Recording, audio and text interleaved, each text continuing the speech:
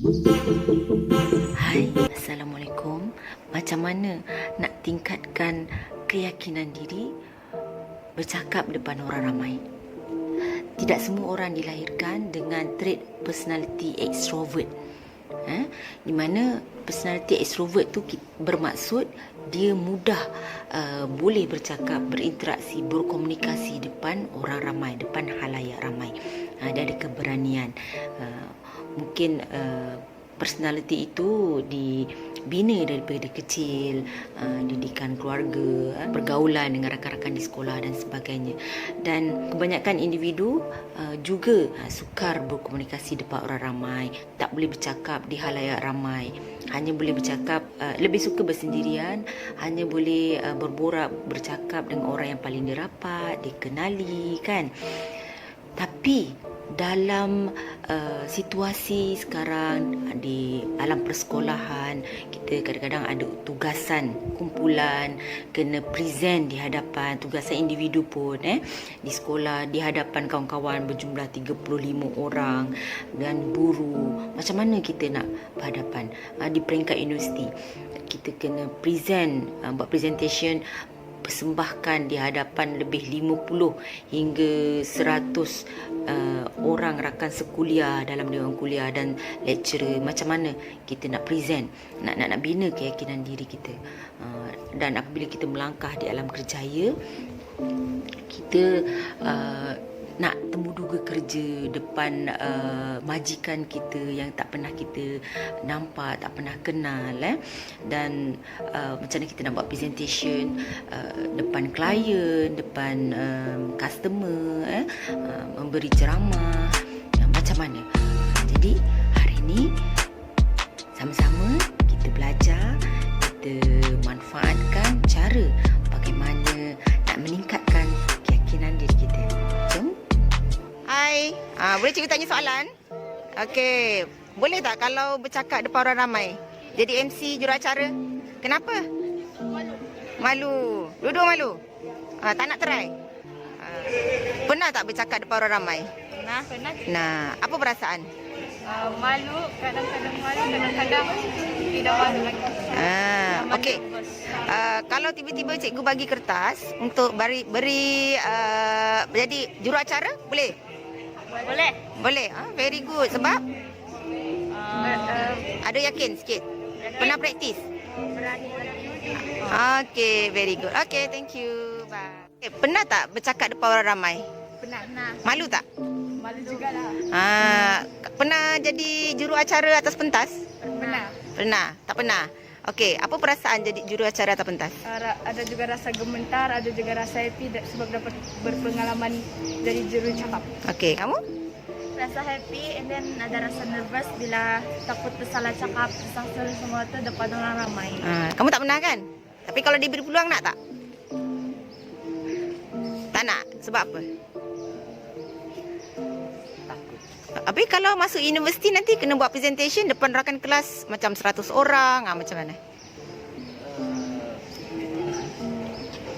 Boleh cuba buat? Okey. Kalau diberi peluang untuk jadi juruacara, nak buat lagi? Ya, mau lagi. Kamu jawatan pengawas pusat sumber? Jawatan pengawas? Adakah jawatan kamu dalam pusat sumber dan pengawas ni membantu kamu meningkatkan keyakinan diri bercakap depan? Ya. Okey. Kamu nak jadi macam kawan tak? Jadi ingin memohon untuk dapatkan jawatan ke lepas ni supaya dapat meningkatkan keyakinan diri? Ya, okey. Itu saja. Terima kasih. Dayang dulu terus berani ke? Tidak. Boleh Dayang ceritakan macam mana Dayang meningkatkan keyakinan diri daripada tak berani sampailah sekarang dah tingkatan 5, Dayang boleh jadi juruacara untuk pelbagai program unit bimbingan kaunseling dan PRS. Okay, pertama sekali saya jadi juruacara pada tingkatan 1 dan pada mulanya saya agak nervous dan gemetar. Tapi saya ada ramai kawan-kawan yang bagi sokongan yang kuat. Jadi lepas saya jadi MC tu, saya banyak tanya kawan-kawan macam mana saya punya penampilan, saya punya cara bercakap tu adakah itu okey ataupun tidak, dan ramai kawan-kawan yang cakap apa yang saya buat tu okey. Jadi dari situ saya dapat motivasi untuk saya lebih yakinkan diri, dan saya banyak berlatih dengan cikgu kaunseling saya, dengan rakan sekelas, sebab rakan sekelas saya tu rakan karib dan pengerusi PNS sendiri. Jadi kami berdua banyak berkongsi pengalaman, dan dari situlah saya dapat cara-cara untuk jadi juruacara, dan dari situ saya menyedari bahawa semua orang boleh bercakap di halayak ramai, dan saya boleh, semua orang pun boleh. Itu saja? Ya, Apa jawatan Dayang dalam PRS sekarang? penolong pengerusi. Okey, terima kasih. Hai Amin. Hai. Apa jawatan Amin sekarang dalam PRS? Oh, jawatan saya sebagai pengurusi PRS. Mula-mula jadi PRS bila? Tingkatan berapa? Oh, saya jadi PRS masa Form 1. Mula-mula Amin jadi PRS, terus Amin jadi MC, yakin ke atau masih tak yakin ke? Boleh Amin ceritakan? Okey. Masa first jadi PRS, saya masa dapat title of PRS tu kan. Tiba-tiba saya rasa bangga lah dapat jadi PRS tu. Sekalinya tiba-tiba cikgu memerlukan seorang JMC, jadi saya pun terpilih. Pada first tu saya macam kurang yakin dan nervous sebab pertama kali saya jadi MC. Masa pertama kali jadi MC tu, saya cikgu bagikan kertas dan suruh praktis. Makin lama saya praktis, walaupun ada orang, saya tetap nervous. Jadi oleh kerana bimbingan daripada cikgu-cikgu saya yang lama dulu, dari Cikgu Maizura, Cikgu Fauzia dan Cikgu Zaki, dan juga rakan saya iaitu penolong PRS, penolong pengurusi lah saya, membantu cakap, kau boleh buat, kau anggap saja yang masa kau bercakap tu semua kau kenal ataupun kau bayangkan semua ada. Jadi saya pun try lah bayangkan. Makin lama saya try di Dewan tu, saya rasa sangat nervous, semua cakap saya gagap, tapi ada cikgu-cikgu yang bimbing saya di sebelah, iaitu dulu Cikgu Zaki. Dia membimbing, sabar, baca papan. Jadi itu membuatkan saya lebih yakin. Jadi saya akan cakap sambil memandang depan orang ramai dengan yakin ya saya. Sampai hari itulah sekarang saya yakin untuk jadi MC. Ada latihan di rumah ke? Enggak juga, enggak diperlukan lah. Latihan hanya bila cikgu perlu jadi orang JMC, latihan time itulah masa diperlukan. Okey, itu saja. Itu saja. Okey, terima kasih. Hi, please. Hai. Please, dah berapa tahun jadi PRS? Sudah 4 tahun saya menjadi PRS sejak tingkatan 1. Mula-mula Muklis jadi PRS, Muklis terus yakin untuk jadi juruacara? Tidak, saya awal-awal memang tidak yakin lah kerana first time experience. Macam mana Muklis meningkatkan keyakinan diri? Saya melakukan saja. Macam kalau kita diberi peluang, kita patutlah ambil peluang tersebut supaya kita dapat experience daripada peluang tersebut. Okey, ada tak Muklis buat latihan di rumah? Ada, apabila saya diberi skrip ke, saya akan balik-balik baca skrip tersebut. Okey, terima kasih. Tambahkan bahan bacaan supaya kita dapat maklumat yang banyak, ada idea. Okey, sebagai contoh, saya memang dah lama mengumpul buku-buku untuk menambahkan ilmu, pengetahuan. Mana tahu jika saya perlukan untuk membimbing anak-anak murid saya atau membimbing rakan-rakan di luar sana. Okey, sebab ilmu ini kita tak boleh reka-reka. Ilmu ini semua merupakan hasil penyelidikan para pakar motivasi, psikologi, ya. Okey, nampak?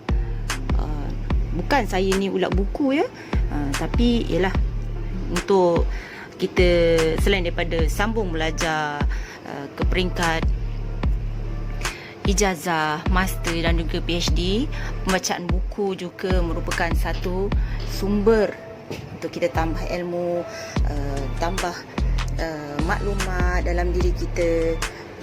bukan sahaja untuk diri kita, tapi kita boleh sebarkan kepada orang lain.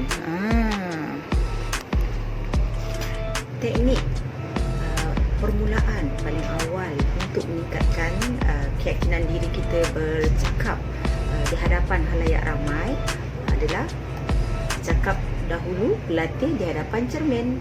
Okey? Dan bilik kaunseling, saya tahu semuanya ada cermin sebagai simbol cerminan diri, cerminan akhlak, cerminan peribadi kan, sebagai simbol lah kan. Selain daripada itu juga, cermin ini kita boleh gunakan sebagai latihan untuk kita bercakap di halayak ramai.